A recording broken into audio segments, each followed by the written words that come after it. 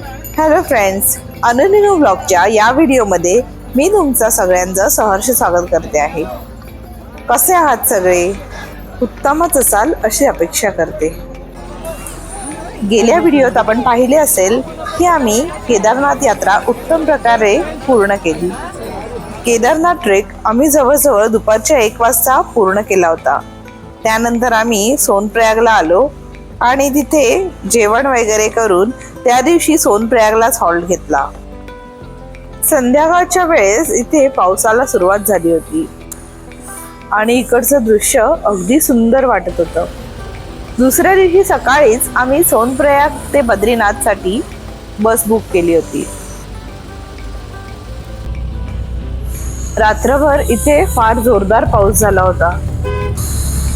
सगळीकडे अगदी ओलं चिंब झालं होतं. नद्या फारच भरून वाहत होत्या. खूप सुंदर असं दृश्य होतं. नद्यांच्या बाजूला वसलेली ही गावं अगदी छान वाटत होती.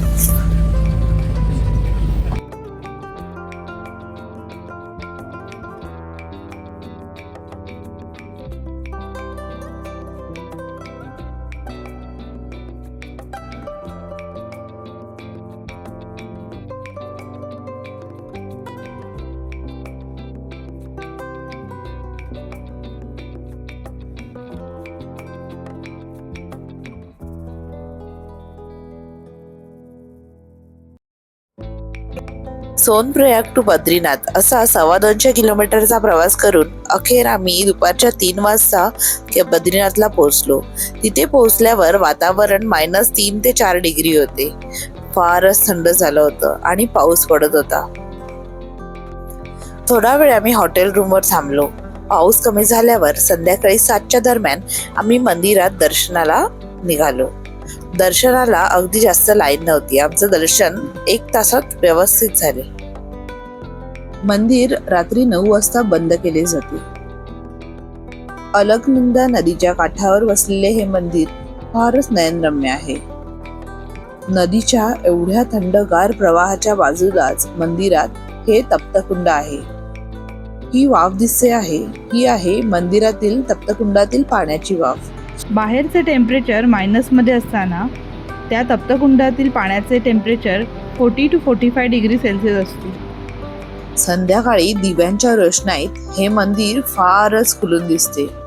दिव्यांची रोषणाई अगदी सुंदर आणि मनमोहक आहे. या मंदिराची स्थापना आदि शंकराचार्यांनी 8व्या ते 9व्या शतकात केली असे मानले जाते. मंदिर दगड आणि लाकडापासून बनवलेले असून याची वास्तुकला अत्यंत सुरेख आहे.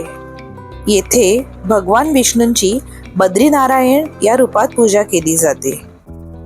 भगवान विष्णूंनी हे स्थान शंकरांकडून मागून घेतले होते. जर भगवान विष्णूंनाही या स्थानाची भुरळ पडू शकते, तेव्हा आपण तर तिथे सामान्य माणूस.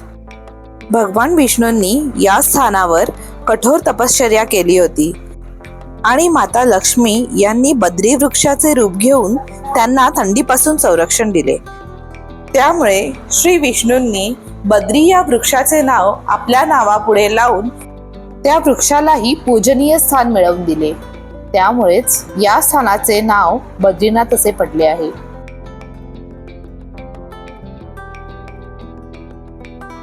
दुसऱ्या दिवशी सकाळी उठून आम्ही बद्रीनाथहून माणा गाव म्हणजेच भारताचे सर्वप्रथम गाव तिथे भेट दिली. पूर्वी या गावाला भारताचे शेवटचे गाव असे उल्लेखले जात होते, परंतु आता ते बदलून आता भारताचे सर्वप्रथम गाव म्हणून या गावाचा उल्लेख केला जातो. हिमालयाच्या कुशीत वसलेलं अतिशय सुंदर आणि निसर्गरम्य हे गाव आहे. उंच बर्फाच्छादित पर्वत, हिरव्या दऱ्या, स्वच्छ वाहणाऱ्या नद्या, थंडगार वारे आणि सुंदर असा परिसर यामुळे या गावचे सौंदर्य मन अगदी मोहून टाकतं. या गावाला धार्मिक आणि पौराणिक महत्त्व आहे. महाभारतानुसार पांडव स्वर्गारोहणासाठी याच मार्गाने गेले होते. हा गाव आणि इकडचा परिसर पाहून एकूणच स्वर्गाचे दार याच ठिकाणाहून आपल्याला खुले होते यात शंकाच वाटत नाही.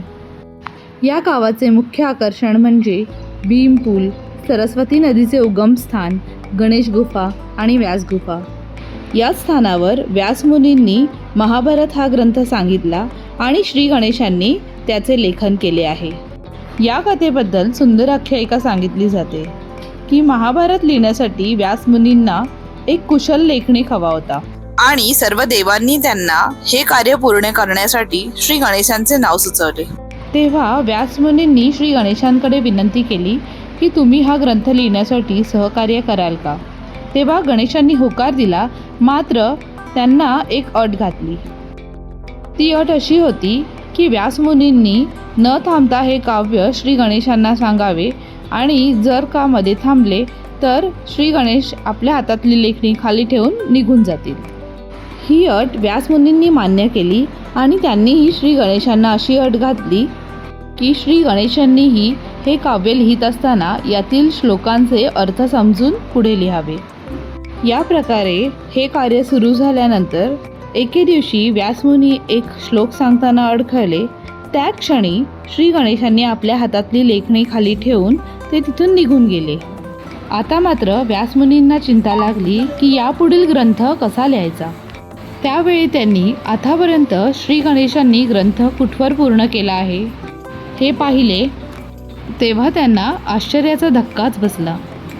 व्यासमुनींनी आत्तापर्यंत सांगितलेला ग्रंथ श्री गणेशांनी लिहिलाच होता आणि यापुढेही व्यासमुनी जे सांगणार होते तेही श्री गणेशांनी या ग्रंथात अगोदरच लिहून ठेवले होते आणि ग्रंथ पूर्ण केला होता.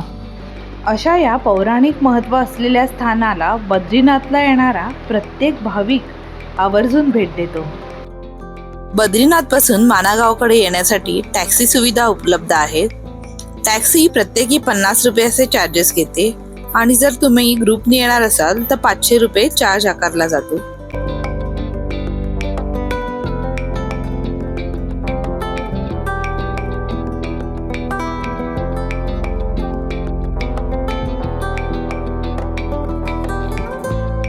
केदारनाथ, बद्रीनाथ या स्थानांना इतके निसर्ग सौंदर्य लाभले आहे की जे पाहून आपले डोळे तृप्त होतात पण मन कधी भरत नाही.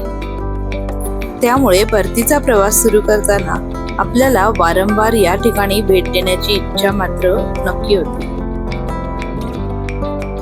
आतापर्यंत आपण केदारनाथ आणि बद्रीनाथ दर्शन केले आहे. यापुढील व्हिडिओत आपण हरिद्वार दर्शन करणार आहोत. तर तुम्हाला कसा वाटला आमचा हा व्हिडिओ? आमचा व्हिडिओ आवडला असेल तर आमच्या व्हिडिओला लाईक, शेअर आणि कमेंट करा आणि चॅनलला सबस्क्राईब करायला विसरू नका. धन्यवाद.